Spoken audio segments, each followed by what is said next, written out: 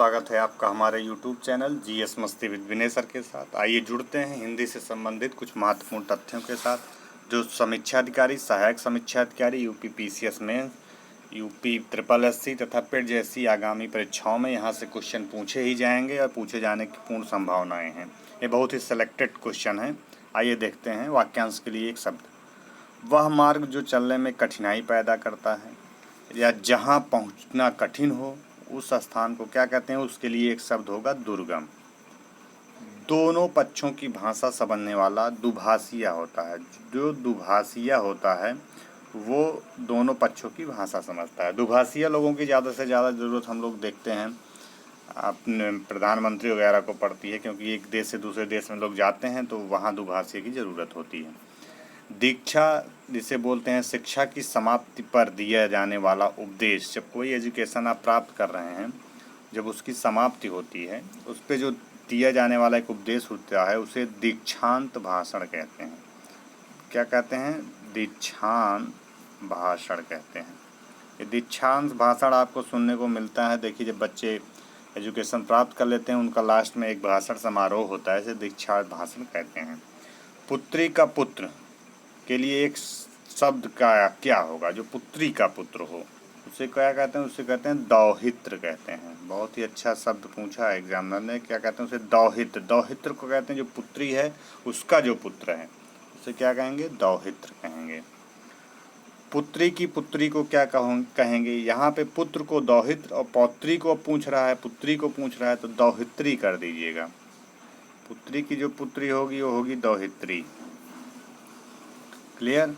जिन दिन के बाद दिन, मतलब एक दिन आए उसके बाद जो दिन आए उससे क्या कहते हैं? दिनानुदिन। क्या कहते हैं उसे? दिनानुदिन। दो पैदों या दो पदों वाला जो होगा उसे द्विपद कहते हैं। जिस स्त्री का भाग्य खराब हो उसे दुर्भगा कहते हैं। जिसका जन्म द्वीप में हुआ हो उसे क्या कहते हैं? द्वैपायन। क्या कहते हैं? द्वैपायन। जिसका जन्म किसी द्वीप पर हुआ हो उसे द्वैपायन कहते हैं। देखने की इच्छा क्या कहते हैं? दिदिर्षा। दिदिर्षा को देखने की इच्छा कहते हैं। देने की जो इच्छा होती है दित्सा कहते हैं। देने की इच्छा को दित्सा कहते हैं। दूर तक देखने वाला दूरदर्शी होगा। दो वेदों को जानने वाला द्विवेदी कहलाता है। जो दमन योग्य हो दमनीय कहते हैं। जिसको लाघना कठिन हो उसे क्या कहेंगे? दुर्लांग कहेंगे। क्या कहेंगे? दुर्लभ। जो लाघना कठिन हो, दुर्लभ। जो देखने वाला है दर्शक कहते हैं। जो केवल दूध पीता हो दुग्धाहारी हो जाएगा। जिसे एक दुग्धाहारी होता है जो केवल इसे फल खाता हो उसे फलाहारी कह देते हैं लोग। तो जिसे कठिनाई से भेदा जा सके उसे दुर्भेद्य होगा। जिसका दमन कठिन हो दुर्दम्य होता है। जिस समय मुश्किल से भिक्षा मिलती है दुर्भिक्ष होता है। जिसने किसी विषय में चित्त लगा दिया हो दत्त चित्त। किसी विषय में चित्त लगा देना दत्त चित्त होता है। जिसके 10 आनन हों उसे दशानन रावण कहते हैं। जो कठिनाई से बचता है दुष्पाच्य होता है। क्या होता है? दुष्पाच्य। जो कठिनाई से बचता है। जो बड़े कष्ट से निवारित किया जा सके दुर्विचार। दुर्निवार कहेंगे, ना कि दुर्विचार। निवार निस्तारित करने का बात कर रहे हैं। जो द्वार की रक्षा करता हो उसे द्वारपाल कहते हैं। जिसे वश में करना कठिन है दुर्धर्ष होगा। जो विलंब से काम करे दीर्घसूत्री होगा। जो आसानी से उपलब्ध ना हो, जो कठिनाई से मिलता हो दुर्लभ कहते हैं। तेज चलने वाला द्रुतगामी। वह यंत्र जिससे दूर की चीज़ पास नजर आए दूरबीन होता है। बुरा आचरण करने वाला दुराचारी या कदाचारी होता है। जिसके चित्त में दृढ़ निश्चय हो उसे दृढ़ निश्चयी कहते हैं। उसके चित्र में कहते हैं दृढ़ निश्चय हो तो उसे दृढ़ निश्चय कह देंगे हम।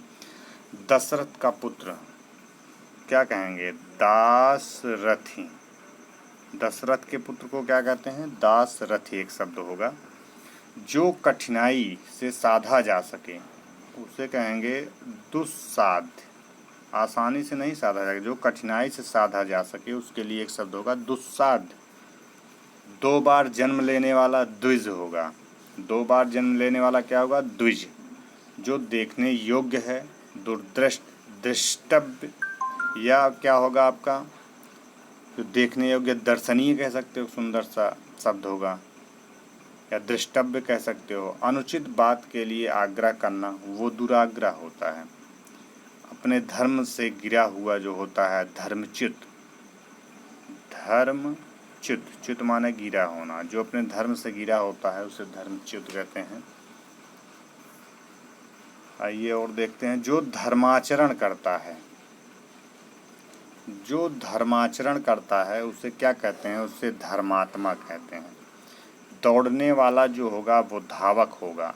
धनुष धारण करने वाला धनुर्धर होता है। जिस किसी के पास रखी हुई दूसरे की वस्तु को क्या कहते हैं? धरोहर कहेंगे, थाती कहेंगे, अमानत कहेंगे। जो धीरज धारण करता है, धीर बोलते हैं उसे, या धैर्यवान कहते हैं। श्रेष्ठ गुणों से संपन्न सूरवीर नायक धीरोदात्त कहते हैं। सूरवीर व्यक्ति, सूरवीर किंतु अभिमानी नायक जो होगा उसे धीरोद्धत कहते हैं। क्या कहते हैं? धीरोद्धत कहते हैं। ध्यान देने योग्य को क्या कहते हैं? ध्यातव्य कहते हैं।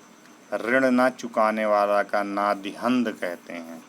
ऋण जो नहीं दे पाता है उसे नादिहंद कहते हैं। जिसके शरीर पर आघात ना हो, नासेतुद, नासेतुद होगा। क्या होगा? नासेतुद, नासेतुद कहते हैं। इसके शरीर पर आघात ना हो। जो बड़ों का आदर करना ना जानता हो, निरीश कहते हैं। जिसका कोई उद्देश्य ना हो, निरुद्देश्य होता है। जिसके हाथ में कोई उद्यम या काम ना हो, निरुद्यम होगा। जिसके मन में मत्सर या ईर्ष्या ना हो, निर्मत्सर होगा। क्या होगा? निर्मत्सर होगा। जिसके अवयव ना हो, निरवयव होता है। जिसके अवयव ना हो, निरवयव एक शब्द होगा उसके लिए। जिस काम के लिए धन ना दिया जाए, निःशुल्क होगा। जिसके संतान ना हो, निसंतान होता है। जिसको कोई इच्छा या स्पृहा ना हो, निस्पृह होगा। अर्धरात्रि का समय जो होगा उसे क्या कहते हैं? निशीथ कहते हैं। अर्धरात के उस समय को यहाँ से क्वेश्चन पूछता है, अर्धरात के समय को क्या कहते हैं? निशीथ कहा जाता है। रंगमंच पर पर्दे के पीछे का स्थान क्या कहते हैं? नेपथ्य कहते हैं। क्या कहते हैं? नेपथ्य। आजीवन ब्रह्मचर्य का व्रत लेने वाले को क्या कहते हैं? नैष्ठिक कहते हैं। आजीवन जो ब्रह्मचर्य का व्रत लेता है, जिसका उदय हाल में हुआ हो उसे नवोदित कहा जाता है। जिसकी कोई अवधि निश्चित ना हो, निरावधि कहते हैं। जिसमें हानि या अनर्थ का डर ना हो, निरापद कहा जाता है। जिसमें जीव अर्थात जीवन ना हो, निर्जीव होगा। जहाँ एक भी मनुष्य ना हो, निर्जन कहलाता है। नई ब्याही वधू, जिस स्त्री का विवाह अभी हुआ हो, नववधू कहा जाएगा, या उसे एक और शब्द होगा उसके लिए, नवोढ़ा। ये भी आपको ऑप्शन में मिल सकता है। जिसका उत्साह नष्ट हो गया हो उसे निरुत्साह कहेंगे। जो नीति का विशेष ज्ञाता हो, नीतज्ञ कहते हैं। जिसका कहीं आश्रय नहीं हो, निराश्रय कहलाता है। जिसको लज्जा नहीं हो, निर्लज्ज होता है। जिसका कंठ नीला हो, नीलकंठ होगा। जिसका कोई सहायक ना हो, निस्सहाय होता है। जिसने कुछ खाया पिया ना हो, निराहार कहते हैं। कहते नहीं हम निराहार हैं, कुछ खाए पिए नहीं हैं, निराहार कहते हैं। जो इंद्रिय रहित हो, इंद्रिय निरिंद्रिय कहेंगे। जो इंद्रिय रहित हो उसे बोलेंगे निरिंद्रिय। जो इंद्रिय से परे हो, रहित हो। जिसमें कोई विवाद ना हो, जिस चीज़ में कोई विवाद नहीं होता, कहते हैं ना भैया निर्विवाद है, तो वो निर्विवाद होगा। जिसकी कोई कामना ना हो, निष्काम। नगर में रहने वाला नागरिक कहते हैं। जो बिना किसी विरोध के चुना गया हो, निर्विरोध कहते हैं। तो मित्रों, यहाँ कुछ महत्वपूर्ण हिंदी से संबंधित तथ्य थे आपके सामने हमने रखा। यदि यह वीडियो अच्छा लगा हो इसे शेयर और सब्सक्राइब करिए। हम मिलते हैं अपना पुनः दूसरे वाले वीडियो में। तब तक के लिए धन्यवाद मित्रों।